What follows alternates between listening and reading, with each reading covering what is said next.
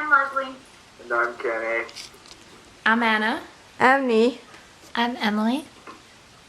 Hi, today I'm going to start you guys off with a quote from Martin Luther King Jr., who once said, "Of all the forms of inequality, injustice in healthcare is the most shocking and inhumane." And I chose this quote because I feel it really ties in with what I'm going to speak to you guys about today, which is the World Health Organization.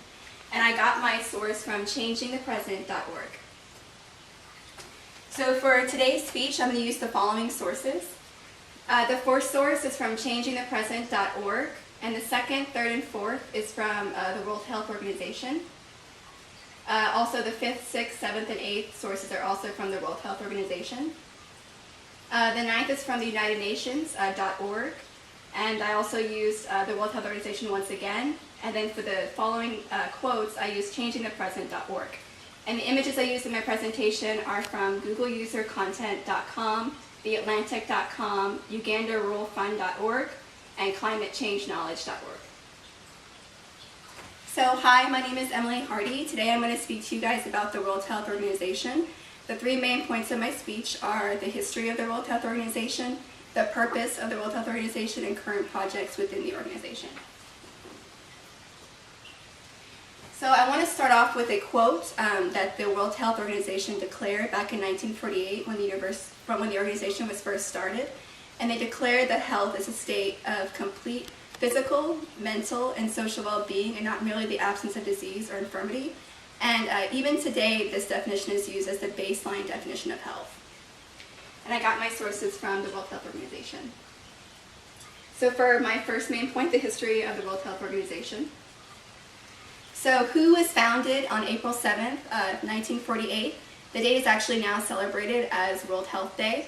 However, the idea of an international health agency actually began in 1945 with the creation of the United Nations.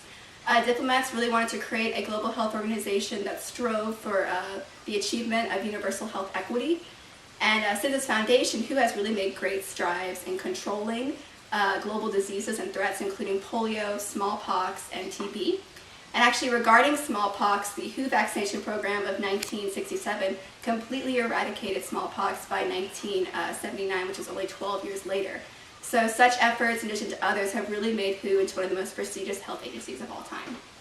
And I got my sources from the World Health Organization. And this is the World Health Organization logo. It's very iconic. And I got the sources from GoogleUserContent.com. So WHO actually, in addition to smallpox, has made really great efforts in combating the issue of HIV and AIDS. They started to work with victims in Africa beginning in 1986. And prior to 1996, there was no drugs available to treat HIV and AIDS, so people that had them were kind of essentially seen as having a death sentence. There really was no treatment.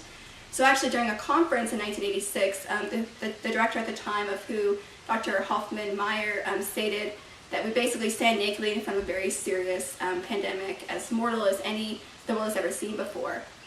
So since then, they've really been committed to fighting HIV and AIDS. Efforts include getting drugs to victims of HIV and AIDS, fighting the stigma, which is really huge, in addition to preventing the transmission of the disease. And actually, in 2008, 45% of HIV-infected pregnant women received ARV treatment, which prevents the transmission of HIV and AIDS to their infants and newborns. But in 2004, that percentage was only 4%, so really drastic increase in accessibility to drugs. So they're really making really great strides in combating AIDS. And I got my source from the World Health Organization.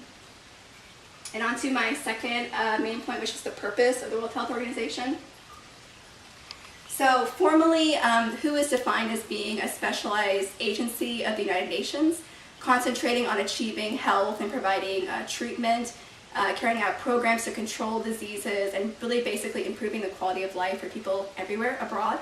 And the mission statement is very long, and it includes about 9 objectives, which I'll have on the next slide. And again, my sources were from the World Health Organization. So these are the 9 objectives, and I'm going to briefly summarize them. The first being that they wanted to act as really the main leader directors of international health.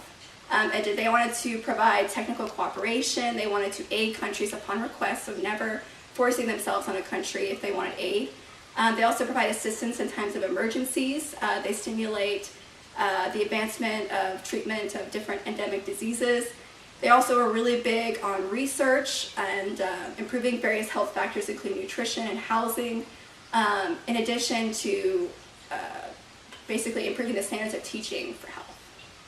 A few others ones that's recent, the objective is they're going to focusing on mental health, which they've recently, in like about 20 or so decades ago, realized it's very important to health outcomes and health consequences. So it's a fairly new objective. And again, I got my sources from the World Health Organization. And this is a picture of a program structure in Indonesia. And so it kind of shows you how they incorporate all their objectives into implementing a program. And I got this image from the World Health Organization.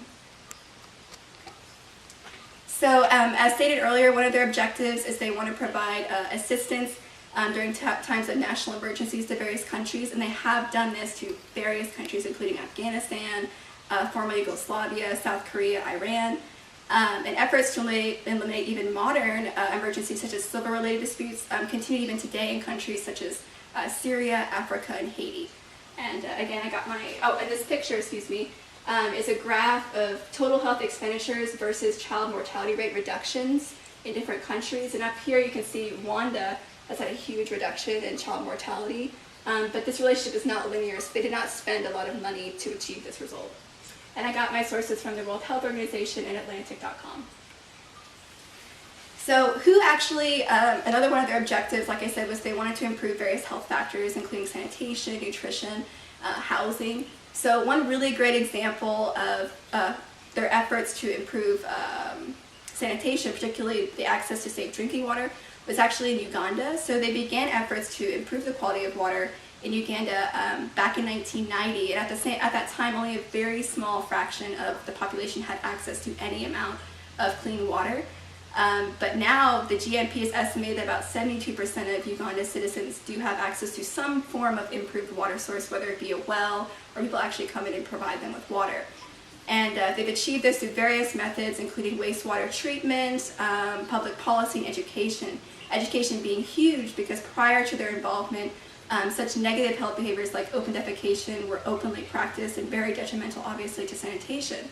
So their efforts, combined with other agencies such as the European Union, have really led to the current sanitation status in Uganda. And again, my sources are from the UN.org. And this is a picture of a wastewater treatment facility in Uganda. And so they're able to filter the water now. And I got this from UgandaRuralFund.org. And for my third and last main point, I'm going to talk about current projects within the World Health Organization. So recently, the World Health Organization has really focused on climate change and its impacts on public health. It's estimated that since the climate change, since the 1970s, it's estimated that every year there's 140,000 excess deaths. And they estimate that roughly $2 to $4 billion will accumulate in annual health sector costs by 2013. So obviously it's a huge problem today. And so a majority of WHO's programs really do focus on climate control now. So the sources, I got this again from the World Health Organization, and this image shows the impact of climate and other various factors on human health, and I got it from climatechangeknowledge.org. So some achievements that WHO has made in regards to climate change is they've published over 50 books on health implications of climate change. They've also implemented major projects in more than 14 countries on how to adapt public health to climate change. And they've also done multiple workshops in 50 or more countries. So they really hope that in the future they're going to design and implement more programs to prevent consequences of climate change on public health. And again, I got my sources from the World Health Organization. So I kind of want to tie in my entire presentation with this quote, which was made from the Global Health Council, who says, "When it comes to global health, there is no them, only us." And I really like this quote because it kind of makes you stop and think that, you can't just look at a country and say, well, they have health problems, they don't affect me, maybe they're poor, maybe they have bad health, but what does it matter? Because we're all human, right? And I think that just like the World Health Organization believes, we should help everyone. And I got this source from changingthepresent.org. So in conclusion, like I said, my first main point, I talked about the history of WHO, how it was started with the UN, and how it got to where it is today. I also talked about the purpose of WHO, really focusing on achieving universal health equity, and then I talked about current projects within WHO, which is like the climate change. And so I want to end with this quote. It's an Arabian proverb, and I feel it really kind of like ties into the importance of who. And it says, "He who has health has hope, and he who has hope has everything." So thank you so much.